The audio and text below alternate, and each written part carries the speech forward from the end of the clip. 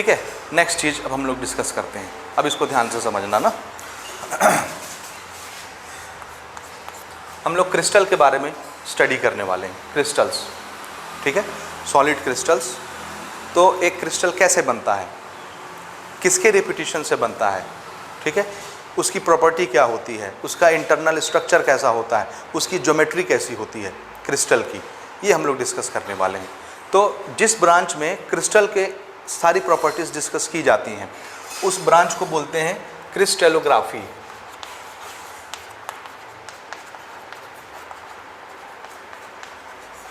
क्या बोलते हैं?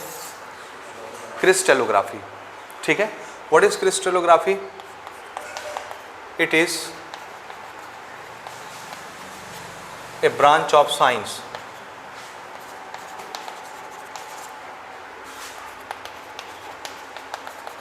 in which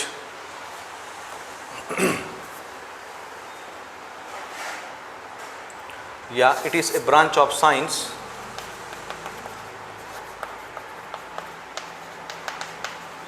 which deals with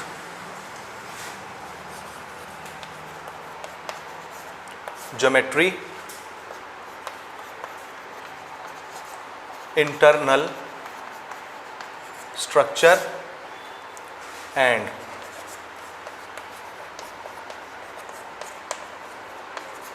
properties of crystal are studied.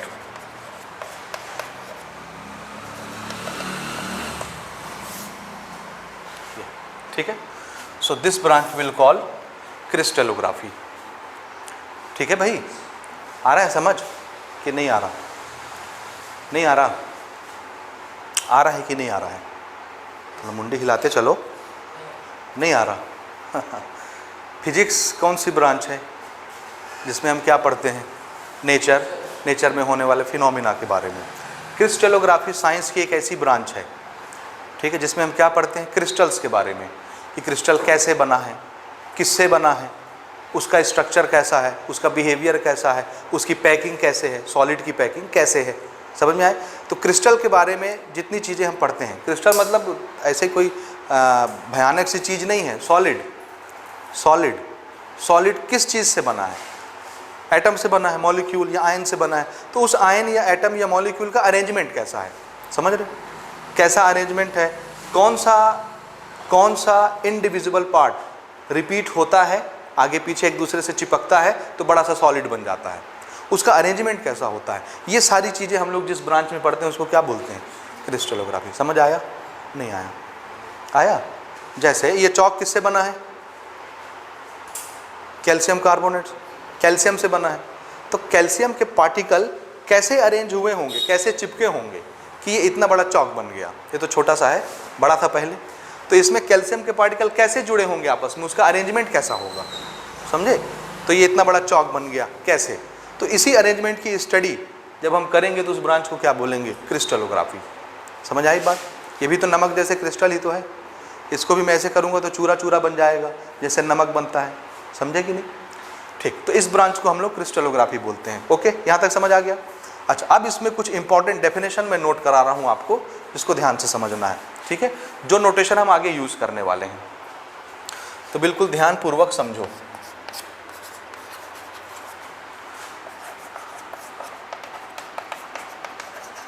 Some definitions. ठीक है, पहला शब्द देखो ध्यान से, लैटिस पॉइंट, या इसी को बोलते हैं लैटिस साइट। पॉइंट बोलो या साइट बोलो। लैटिस पॉइंट किसको बोलते हैं? ठीक है, लैटिस पॉइंट। तो इसको समझना ना, कंस्टिट्यूएंट पार्टिकल्स को ही ध्यान में रखना। मैं एटम लिखे दे रहा हूं ना, atoms are represented by a point, या atoms are represented by points in space. Atom, ion, molecule, कुछ भी, ठीक है, इसको हम किससे रिप्रेजेंट करेंगे? पॉइंट से। किसी भी खाली जगह स्पेस में जब हमको डायग्राम बनाना होगा, किसी का स्ट्रक्चर बनाना होगा, समझ रहे हो, सेल जैसे, तो कोई एटम हो, आयन हो, मॉलिक्यूल हो, उसको हम किससे दिखाएंगे? पॉइंट से। तो उस पॉइंट को क्या बोलेंगे? Lattice point. वो पॉइंट किसको रिप्रेजेंट करेगा? एटम को, आयन को या मॉलिक्यूल को? जैसे ऐसे समझो, ये मान लो देखो, एटम तो ऐसे चिपके चिपके रहते हैं ना, ये ध्यान से समझते चलना भाई ना, यहीं से अब तुम्हारी शुरुआत हो रही है। जैसे मान लो ये सोडियम का एटम है, ये ऐसे बड़े बड़े बॉल होते हैं, चिपके रहते हैं आपस में फोर्स की वजह से, समझ आया? तो हम हर जगह इतने बड़े बड़े बॉल अगर बनाएंगे, Na के लिए इतना बड़ा, Cl के लिए इतना बड़ा, तो आपकी कॉपी तो ऐसे ही भर जाएगी। तो हम इतने बड़े बड़े बॉल नहीं बनाना चाहते एटम के लिए, समझ रहे हो? एटम का स्ट्रक्चर तो स्फेरिकल होता है, ऐसे बॉल जैसे। तो क्या कॉपी में हर जगह ऐसे बॉल बनाना पसंद करोगे? अगर मान लो तुमको 10 एटम बना के दिखाने हैं, 20 एटम बना के दिखाने हैं, तो बनाओगे 20 बार ऐसे? अच्छा लगेगा क्या? नहीं लगेगा। तो हमने इसका शॉर्टकट बनाया है, ठीक है? एक्चुअल में एटम एक दूसरे से चिपके चिपके रहते हैं, ठीक है ना? हमने इसका शॉर्टकट क्या बनाया है कि एटम को हम कैसे रिप्रेजेंट करेंगे? ये एक एटम है, इतना बड़ा बॉल, ठीक है? तो इसको हम दिखाने के लिए ये ऐसे रिप्रेजेंट कर देंगे एक पॉइंट से। तो इतना बड़ा एटम एक पॉइंट से रिप्रेजेंट हो जाएगा। बात समझ आया? आ रहा है समझ में? इतना बड़ा एटम जो बॉल के साइज का है, उसको हम किससे दिखाएंगे? एक पॉइंट से। अब ये दोनों एटम चिपके चिपके हैं, तो पॉइंट जब दिखाऊंगा मैं इसके लिए, तो इसको चिपका के नहीं दिखाऊंगा, यहाँ पे बनाऊंगा ऐसे, समझे? ये तीसरा एटम ऐसे, ये चौथा एटम ऐसे, समझ में आया? तो ये खाली स्पेस था। स्पेस में जब हम एटम को रिप्रेजेंट कर रहे हैं तो किससे कर रहे हैं? पॉइंट से। तो इन पॉइंट्स को क्या बोलते हैं? लैटिस पॉइंट या लैटिस साइट। बात समझे? ऐसे ही इस एटम को रिप्रेजेंट कर दिए। ये रिप्रेजेंटेशन पॉइंट में ऐसे होंगे, लेकिन इसका एक्चुअल मतलब क्या होगा कि ये बड़ा सा बॉल है, ये बड़ा सा बॉल है, और दोनों बॉल एक दूसरे को टच कर रहे हैं। बात समझ आया? ये समझ लो। तो इसको हम ऐसे रिप्रेजेंट करेंगे। तो ये जो पॉइंट्स एटम को रिप्रेजेंट करने के लिए मैं यूज कर रहा हूं, इस पॉइंट को क्या बोलते हैं? Lattice point. क्लियर है? क्लियर है कि नहीं? दूसरा डेफिनेशन देखो,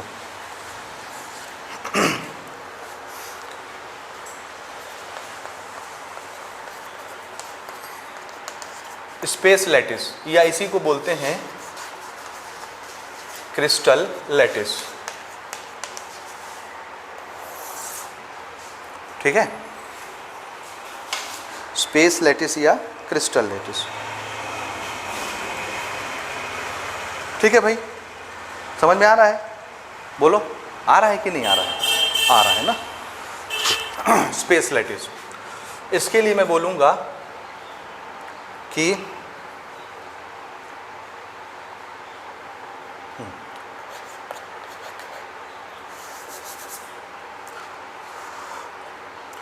ये हो गया हमारा lattice point.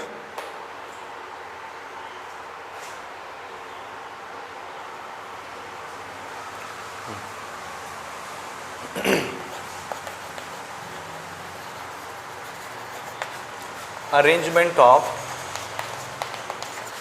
Lattice point in space is called space lattice. क्या मतलब हुआ? मतलब ये हुआ कि अगर मैं लैटिस पॉइंट को किसी स्पेस में अरेंज करके ऐसे बना दूं, ये ऐसे किसी स्पेस में बहुत सारे लैटिस पॉइंट को अरेंज करके रख दूं, समझ रहे हो? ये एक पॉइंट को क्या बोलते हैं जो एटम को दिखाता है? Lattice point. ऐसे में बहुत सारे लैटिस पॉइंट को किसी स्पेस में अरेंज करके रख दूं, सजा के, जिस डिज़ाइन में भी रखना है सजा के रख दिए, तो फिर ये वाला पूरा अरेंजमेंट क्या कहलाएगा? Space lattice. आया समझ? समझ आया कि नहीं आया? आया कि नहीं आया समझ में? ठीक। तो डिफ्रेंशिएट करो, लैटिस पॉइंट किसको बोलते हैं और स्पेस लैटिस किसको बोलते हैं? लैटिस पॉइंट का क्या मतलब? एक एटम का रिप्रेजेंटेशन एक पॉइंट से, तो उस पॉइंट को क्या बोलते हैं जो एटम को बताता है? Lattice point. और ऐसे बहुत सारे लैटिस पॉइंट्स अगर मैं स्पेस में जमा के रख दूं तो इस अरेंजमेंट को क्या बोलते हैं? Space lattice. ठीक है। अब अगली चीज समझो, तीसरा डेफिनेशन,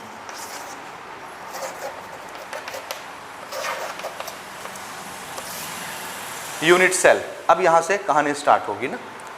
ठीक है।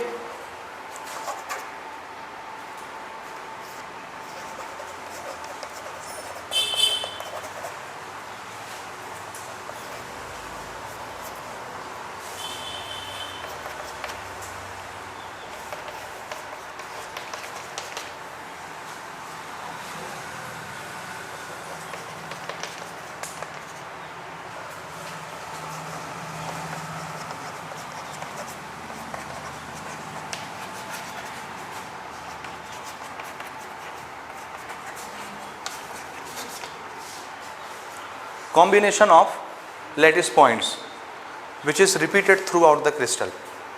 ठीक है, अब ये थोड़ा सा समझने में आपको प्रॉब्लम होगा, लेकिन इसको ध्यान से समझना है क्योंकि आगे इसी को पढ़ना है हमको दुनिया भर। ठीक है, इसको समझना ना। जैसे मैं लेटिस पॉइंट कुछ बना रहा हूँ, देखो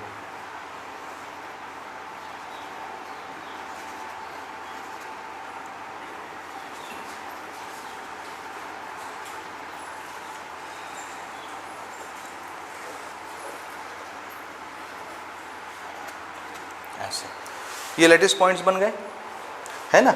इसके अरेंजमेंट को क्या बोलना है? Space lattice. और एक एक पॉइंट क्या है? Lattice point. एक एक पॉइंट एक एक एटम को दिखाते हैं, या आयन को, या मॉलिक्यूल को, किसी भी कंस्टिट्यूएंट पार्टिकल को। ठीक है, अब इसमें यूनिट सेल क्या है, कहाँ है? तो देखो, मान लो अगर मैं ये 4 पॉइंट को ऐसे मिला दूँ, ऐसे, ये 4 पॉइंट, ये ऐसे मिल गया 4 पॉइंट। ठीक है, तो आपको एक स्क्वायर या रेक्टेंगल दिख रहा है ना, ये है ना। अब जैसे मैंने इन 4 पॉइंट को मिलाया है, सेम टू सेम अगर मैं ये 4 पॉइंट मिला दूं तो अगला स्क्वायर यहाँ बन जाएगा। इनको मिला दूं तो यहाँ बन जाएगा, यहाँ बन जाएगा।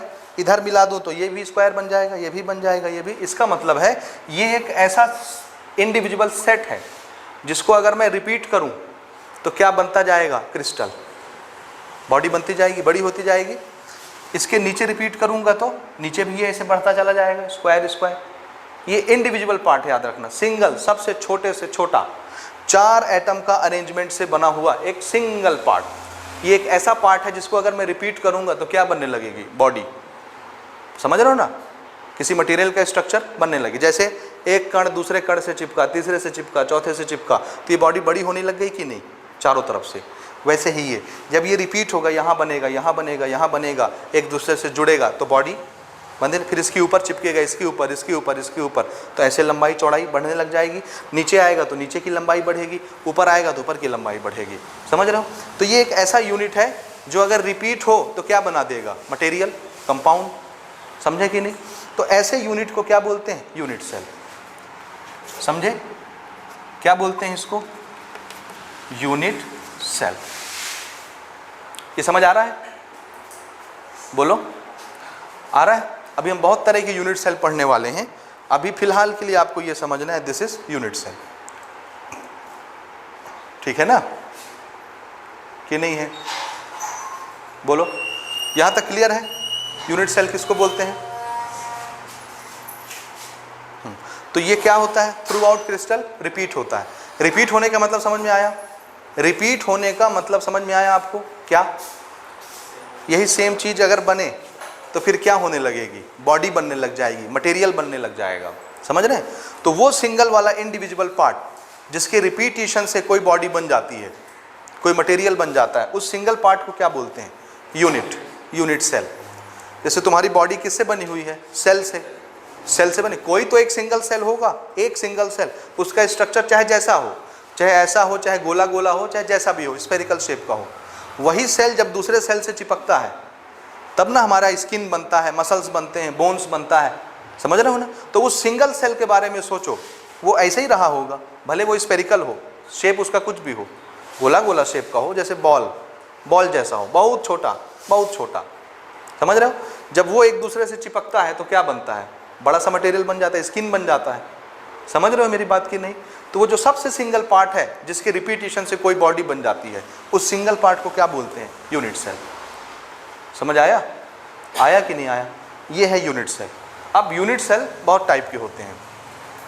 ठीक है, 1 डायमेंशनल होता है, 2 डायमेंशनल होता है, 3 डायमेंशनल होता है। अब यहाँ से हमारी गाड़ी स्टार्ट होगी यूनिट सेल से। ठीक है, तो यहाँ तक आप नोट करें। इसके बाद फिर हम आगे बात करेंगे। ठीक है, ठीक है। तो अभी हम लोग यूनिट सेल डिस्कस कर रहे थे। हमने कुछ क्रिस्टलोग्राफी में मेन डेफिनेशंस डिस्कस किए। जैसे सबसे नंबर 1 डेफिनेशन क्या था हमारा? Lattice point. किसको बोलते हैं लेटिस पॉइंट? जब किसी एटम, आयन या मॉलिक्यूल को एक पॉइंट से रिप्रेजेंट करें किसी स्पेस में, तो उस पॉइंट को क्या बोलते हैं हम? लेटिस पॉइंट बोलते हैं। अब किसी स्पेस में अगर हम बहुत सारे लेटिस पॉइंट को सजा दें, अरेंजमेंट कर दें, तो उसको क्या बोलते हैं? कॉम्बिनेशन ऑफ लेटिस पॉइंट को स्पेस लेटिस या क्रिस्टल लेटिस बोलते हैं। दोनों नाम रख सकते हैं इसके हम। ठीक है, ओके। किसी भी स्पेस लेटिस में या लेटिस पॉइंट के कुछ कॉम्बिनेशन से अगर उसको रिपीट कर करके कोई क्रिस्टल बनती हो, समझ रहे हो? कॉम्बिनेशन ऑफ लेटिस पॉइंट से अगर कोई क्रिस्टल बनती हो उसके रिपीटिशन से, फिर से कोई लेटिस पॉइंट का कॉम्बिनेशन हमने लिया, वो कॉम्बिनेशन अगर रिपीट होने लग जाए और उससे कोई क्रिस्टल बन जाए, तो वो रिपीट होने वाला सबसे छोटा यूनिट क्या कहलाता है? यूनिट सेल कहलाता है। अब आज के लेक्चर में हम लोग डिस्कस करेंगे कि यूनिट सेल कितने टाइप के होते हैं। ठीक है, और यहाँ से हमारा अब ये चैप्टर मज़ेदार बनना स्टार्ट हो जाएगा और आपको थोड़ा सा कठिन लगना शुरू हो जाएगा। ठीक है ना, थ्योरी पोर्शन अब हमारा ख़त्म हो गया। अभी बीच में फिर आएगा थोड़ा बहुत थ्योरी पोर्शन, तो उसको हम बाद में डिस्कस करेंगे। तो आज का हमारा टॉपिक है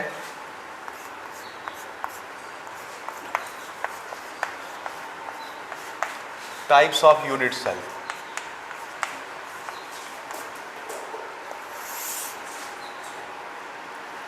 ठीक है, ठीक है। अब देखो 3 तरह के यूनिट सेल होते हैं। कितने? 3। और 3 के अंदर बहुत सारे होते हैं। इसके अंदर बहुत सारे यूनिट सेल होंगे, बहुत टाइप के। इसके अंदर बहुत टाइप के, इसके अंदर बहुत टाइप के। कहने के लिए मेन मोटा मोटा कितने टाइप के हैं? 3 टाइप के। उसको ध्यान से समझो। ठीक है, पहले टाइप का यूनिट सेल, इसको हम बोलते हैं एक डायरेक्शन वाला। 1 डायरेक्शनल भी बोल सकते हो, 1 डायमेंशनल भी बोल सकते हो।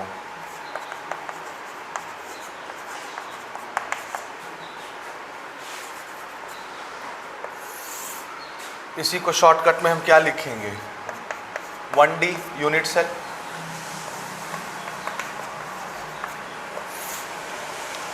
ठीक है, ठीक है ना। अब इसको ऐसे समझो, जैसे मैंने बहुत सारे एटम लिए और एटम को चिपका चिपका के एक लाइन में ऐसे मैंने सजा दिया। आपने बिलियर्ड टेबल देखा है? बॉल वाला स्टिक से जो मारते हैं, देखोगे बिलियर्ड टेबल? ठीक है, तो बिलियर्ड टेबल्स में एक लेयर बॉल की जमा दो। ठीक है, एटम जब आपस में चिपकते हैं तो बहुत नज़दीक नज़दीक रहते हैं, ऐसे ऐसे रहते हैं ना, आपस में चिपके रहते हैं एटम। तो ऐसे सपोज करो कि बिलियर्ड टेबल में हमने एक लेयर एटम की ऐसे लगा दी, सिंगल लेयर। ठीक है, इसी को अगर मैं लेटिस पॉइंट के रूप में दिखाना चाहूँ तो कैसे दिखेगा? ये लेटिस पॉइंट के रूप में कैसे दिखाऊंगा? ये ऐसे, ठीक है ना, ऐसे दिखेगा। ठीक है, तो ये एक सिंगल लेयर, एक डायरेक्शन वाली। ठीक है, अगर मैं ध्यान से देखो, अगर मैं इन दोनों यूनिट सेल को मिला लूँ, ठीक है, ये मिल गया। अब इसी को यहाँ रिपीट करूँगा तो ये बन जाएगा। इधर रिपीट करूँगा, इधर रिपीट करूँगा, इधर रिपीट करूँगा, तो ये बार बार रिपीट होगा तो क्या बन जाएगा? ये एक लेयर बन जाएगी इसके रिपीटेशन से। तो ये क्या है? Unit cell. समझ गए? अब इस यूनिट सेल को डिफाइन करने के लिए मुझे कितने पैरामीटर चाहिए? डिफाइन करने का मतलब मेजरमेंट करने के लिए। ये एक सिंगल यूनिट सेल है, एक डायरेक्शन वाली, दूसरी डायरेक्शन तो है ही नहीं इसमें। So this is 1 dimensional unit cell. Unit cell क्यों बोल रहा हूँ? क्योंकि इसको रिपीट करूँगा तो ये बॉडी बड़ी होती जाएगी एक ही डायरेक्शन में। ये एटम ऐसे कंबाइन होके एक लंबी दूरी तक चले जाएंगे, बॉडी बड़ी होती जाएगी, क्रिस्टल बनता जाएगा। क्रिस्टल नहीं बनता, फिर भी बॉडी बड़ी होती जाएगी। समझ में आ रहा है? आ रहा है? तो ये क्या चीज़ बन गया? Unit cell. इसके रिपीटिशन से बॉडी बड़ी हो रही है। अब ये अगर यूनिट सेल है, ये कितने डायरेक्शन में जा रहा है? एक, इसलिए इस यूनिट सेल को क्या बोलते हैं? 1D unit cell, 1 dimensional. ठीक है, अब इसके मेजरमेंट के लिए 1D यूनिट सेल को डिफाइन करने के लिए कितने पैरामीटर चाहिए? तो आंसर है दोनों एटम के बीच का ये डिस्टेंस चाहिए, इंटर एटॉमिक डिस्टेंस। ठीक है, तो इस इंटर एटॉमिक डिस्टेंस को मैं लिख देता हूँ A। तो इसको डिफाइन करने के लिए 1D यूनिट सेल को डिफाइन करने के लिए मुझे सिर्फ कितने पैरामीटर चाहिए? एक। ये मेजरमेंट पता चल जाएगा तो अगला एटम मैं उतनी दूर रखूंगा, फिर अगला उतनी दूर रखूंगा, फिर अगला, तो ये लंबी बॉडी बन जाएगी। समझ में आई बात? ठीक है ना? तो इसमें हम लिखेंगे ओनली 1 पैरामीटर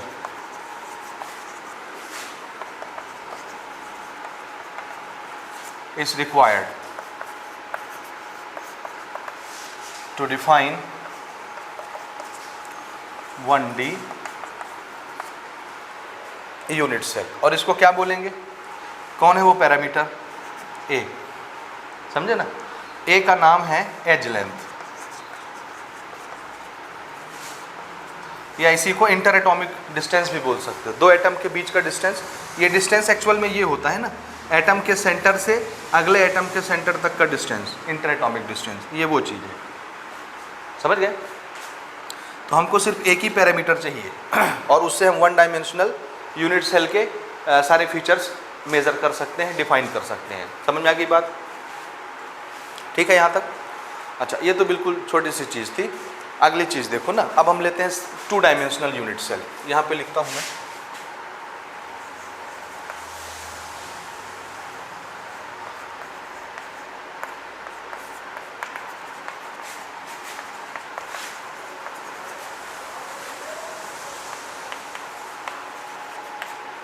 और इसको अपन बोलेंगे 2D।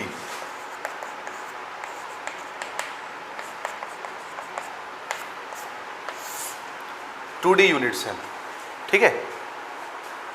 समझ में आया? फिर से मैं वही एग्जांपल देता हूँ बिलियर्ड टेबल का। अभी बिलियर्ड के टेबल में हमने क्या किया था? एक लेयर में बॉल जमाई थी, है ना? अब जितना बड़ा टेबल है ऐसी एक लेयर लगाए, दूसरी लेयर उसके बगल में चिपका के लगाए, तीसरी लेयर लगाए, चौथी लेयर लगाए, टेबल में पूरी एक लेयर ऐसे बिछा दी है बॉल की, पूरी टेबल में। इमेजिन कर रहे हो जैसे कैरम बोर्ड खेलते हो तुम लोग, तो पूरी गोटी ऐसे लगा दे तो बिछी रहती है प्लेन के ऊपर। इसी तरह से बिलियर्ड बॉल पूरे टेबल के ऊपर हमने 1 layer, 2 layer, 3 layer, sub layer को चिपका के पूरी एक लेयर ऐसे सरफेस पर बिछा दी। समझ में आया? तो वो कैसा दिखेगा? वो कुछ ऐसा दिखेगा। इसके बाद भी ऐसे लगा दिए, इधर भी ये ऐसे बिछ गई। ये हम ऊपर से देख रहे हैं ना, टेबल को जब ऊपर से देखोगे तो ऐसे दिखेगा, ऐसे टेबल होगा, है ना? एक लेयर, दूसरी लेयर, तीसरी लेयर सब चिपकी हैं, एक ही सरफेस पर है ना, प्लेन पर। समझ में आ रहा है? तो इसके पास देखो क्या है, ये लेंथ भी है, ये ब्रेथ भी है, एक्स एक्सिस भी आ गया, वाई एक्सिस भी आ गया। कितने डायरेक्शन हो गए? 2 डायमेंशनल हो गया, लेंथ ब्रेथ दोनों चीज़ें आ गई। समझ में आ रहा है? इसको अगर हम इसमें से दिखाना चाहें लेटेस्ट पॉइंट से, तो कैसे दिखाएंगे? ऐसे थोड़े बड़े बड़े बना देता हूँ मैं इसको, ऐसे।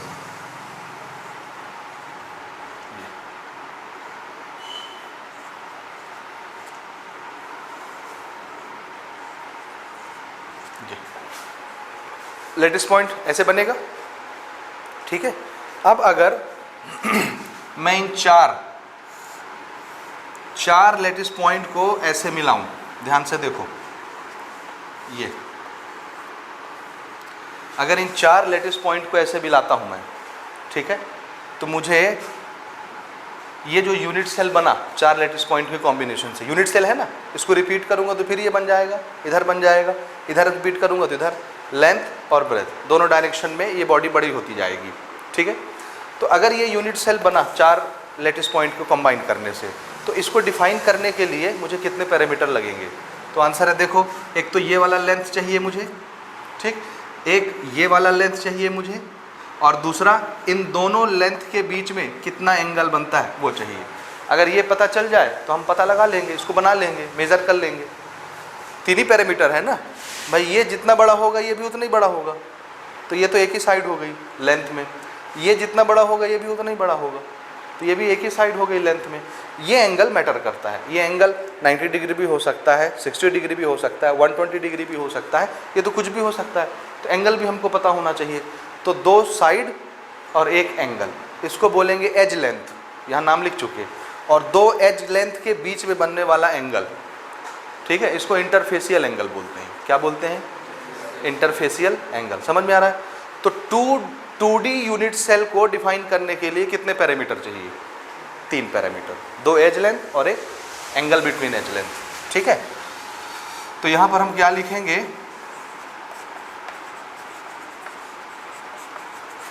3 parameter is required to define 2D unit cell.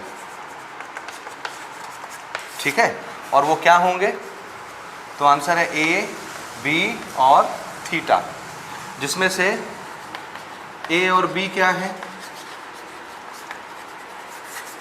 As length, और थीटा क्या है? Angle between edge length.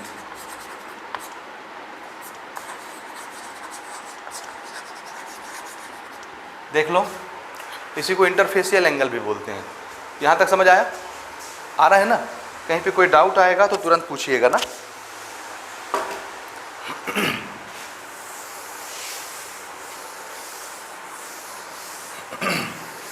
अब देखो ना, ध्यान से समझना।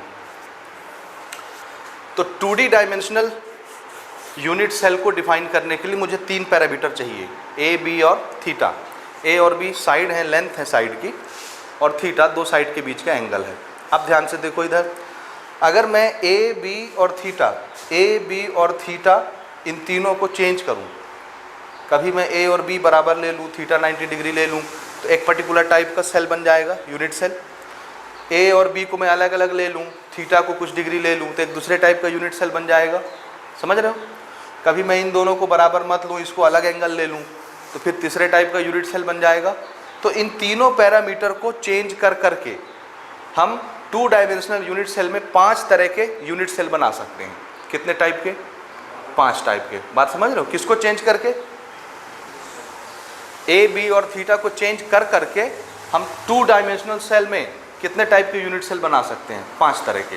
तो हमने इसमें 5 तरह के क्लासिफिकेशन किए 2D यूनिट सेल में। ठीक है,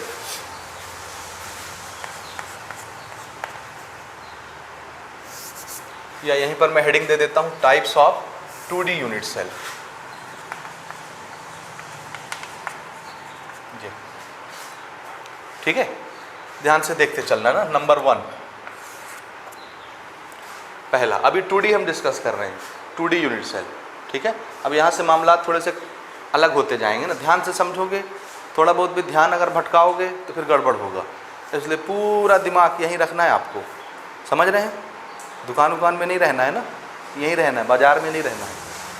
ओके, चलिए, type of 2D unit cell. पहले तरह का यूनिट सेल देखो, इसका नाम है स्क्वायर यूनिट सेल। क्या बोलेंगे? Square unit cell. इसमें हम क्या करते हैं कि मैं ए और बी बराबर ले लूं। स्क्वायर के सभी साइड कैसे होते हैं? बराबर। और एंगल कितना होता है? बोलो, एंगल 90 डिग्री। तो अगर हमने ए और बी बराबर कर दिया, एंगल को 90 डिग्री कर दिया, तो फिर उस यूनिट सेल को क्या बोलने लग जाएंगे? Square unit cell. समझ रहे हो ना? ये ऐसे,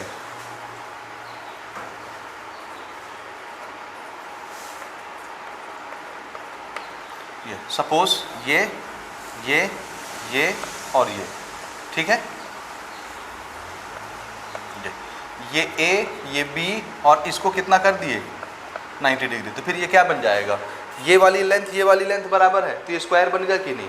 तो जो यूनिट सेल स्क्वायर शेप में आ जाएगा, एंगल 90, हर एंगल 90 हो जाएंगे, फिर सभी एंगल 90 के हो जाएंगे ना। तो फिर ये क्या बन जाएगा? स्क्वायर। तो ऐसे 2 डायमेंशनल यूनिट सेल का नाम क्या? Square unit cell.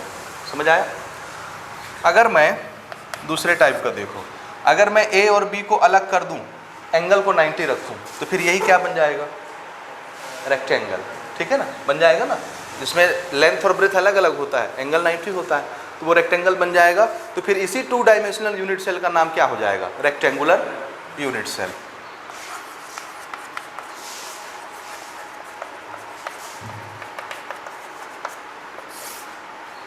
इसमें हम ए और बी को क्या कर दे रहे हैं? अलग अलग। ठीक है, और एंगल कितने का रख रहे हैं? 90 डिग्री। ठीक है, जैसे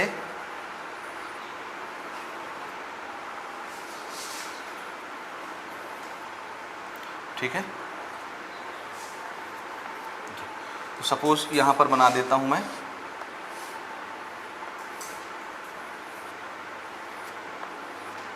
ये देखो ए इतना और बी अलग है, बड़ा है थोड़ा सा बी, और ये वाला एंगल कितना 90 थीटा। तो फिर इसको क्या बोलेंगे, रेक्टेंगुलर यूनिट सेल। ठीक है ना, ये दो टाइप हो गए। तीसरा टाइप देखो,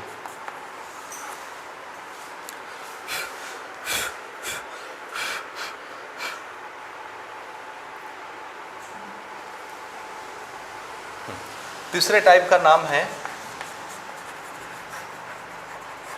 हेक्सागोनल यूनिट सेल। क्या नाम है, हेक्सागोनल यूनिट सेल। इसको थोड़ा सा समझना ना, देखना।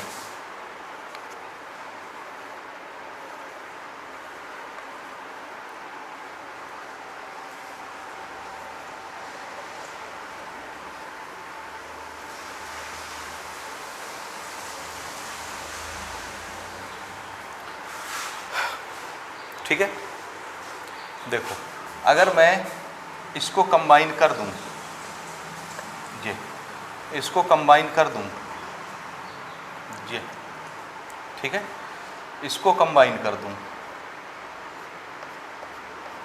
ये इसको कंबाइन कर दूं, ये इसको कंबाइन कर दूं, ये और इसको कंबाइन कर दूं, ये तो क्या बन गया, कितने साइड वाला फिगर बना, 6 साइड। 6 साइड वाला फिगर क्या कहलाता है, हेक्सागन।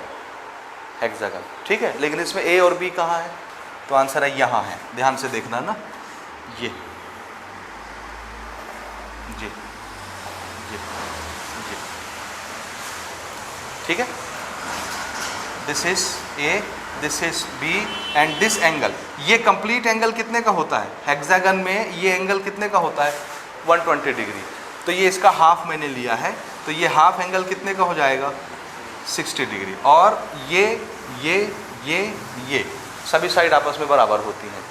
तो ए और बी कैसे हो गए बराबर, और थीटा कितने का ले लिया 60 डिग्री का। तो ये क्या बन जाएगा, कौन सा सेल, कौन सा, हेक्सागोनल यूनिट सेल। क्लियर हो रहा है। और ये देखो बोर्ड पर ही है, इसमें हाइट नहीं है, ये ऊपर नहीं है, इसलिए ये 2 डायमेंशनल है। ठीक है, समझ रहे हो ना। चलो चौथे टाइप का देखो। चौथे टाइप के यूनिट सेल का हमने नाम रखा है रोम्बिक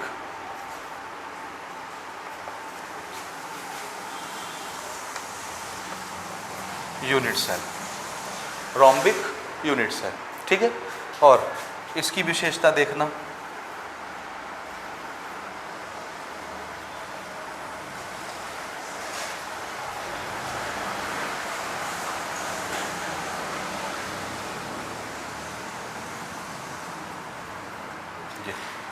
इसको हम ऐसे बना देते हैं,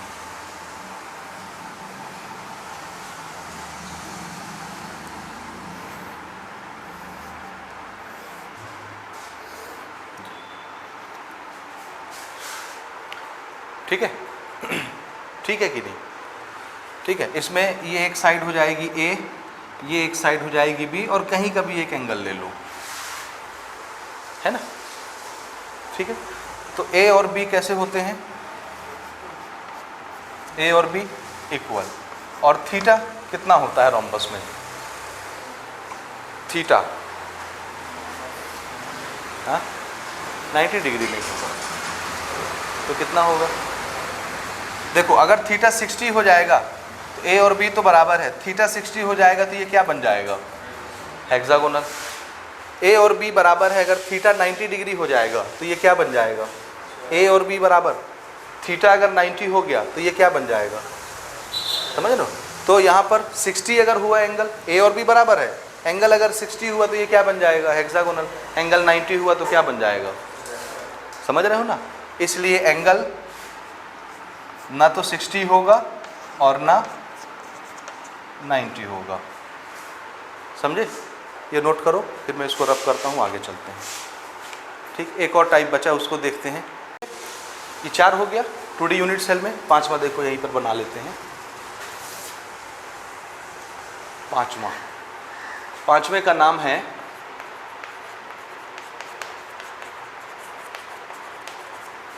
पैरेललोग्राम यूनिट सेल, और ये मोस्ट अनसिमेट्रिकल सेल है। अनसिमेट्रिकल मतलब ये नॉर्मली मिलता नहीं है ना, ये वाला स्ट्रक्चर मिलता नहीं है।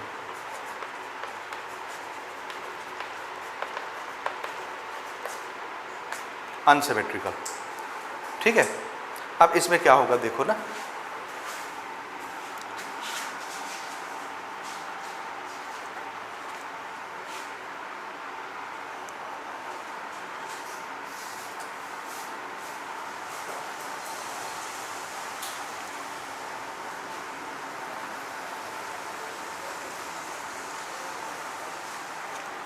ऐसे, ठीक है। अगर हम इसको मिला दें, इसको मिला दें, इसको मिला दें और इसको मिला दें, तो ये क्या बन जाएगा? पैरेललोग्राम, ठीक है। पैरेललोग्राम में ये वाली साइड और ये वाली साइड आपस में बराबर नहीं होती, ठीक है। Opposite sides are equal in parallelogram, लेकिन एडजेसेंट साइड बराबर नहीं होते। ये एडजेसेंट साइड है, तो ए और बी कैसे होंगे? Not equal. और जो थीटा है ए और बी के बीच का, चाहे यहाँ दिखा दूँ चाहे यहाँ दिखा दूँ, इसको भी ए बोलेंगे इसको बी बोलेंगे, है ना। तो ये थीटा सिर्फ 90 नहीं होना चाहिए, समझ रहे हो ना। थीटा 90 नहीं होना चाहिए, 60 होगा तो 60 होगा तो हेक्सागोनल कहाँ से बन जाएगा? इसमें तो ए और बी बराबर है, उसमें ए और बी बराबर थोड़ी ना है, समझे ना? नहीं समझे? ए नॉट इक्वल टू बी, तो एंगल 60 डिग्री हो सकता है कि नहीं? हो। 90 बस मत हो, बाकी कोई भी एंगल हो तो हम उसको पैरेललोग्राम मानेंगे। 90 हो जाएगा तो क्या बन जाएगा? नॉट इक्वल टू बी, समझे ना? समझे कि नहीं? ये है आपका पैरेललोग्राम यूनिट सेल, लेकिन ये नॉर्मली हर केस में मिलता नहीं, अनसिमेट्रिकल है, ये याद रखिएगा। तो 2D यूनिट सेल में कितने टाइप के यूनिट सेल हो गए? 5। इन 5 तरह के यूनिट सेल का हमने एक नाम रखा है, इसको बोलते हैं ब्रेवियस लेटिस। क्या बोलते हैं?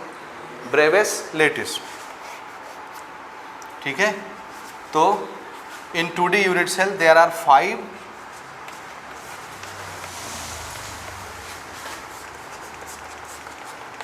लेटिस। कितने ब्रेवियस लेटिस बोलो? 5। याद रहेगा? 2 डायमेंशनल में कितने ब्रेवियस लेटिस होते हैं? 5 होते हैं। पांचों के नाम देख लो, ठीक है। याद रहेगा? देख लो भाई, याद करना है आपको ये सब। अब थोड़ा इससे भी कठिन दौर में चलते हैं, ठीक है। ये नोट करो।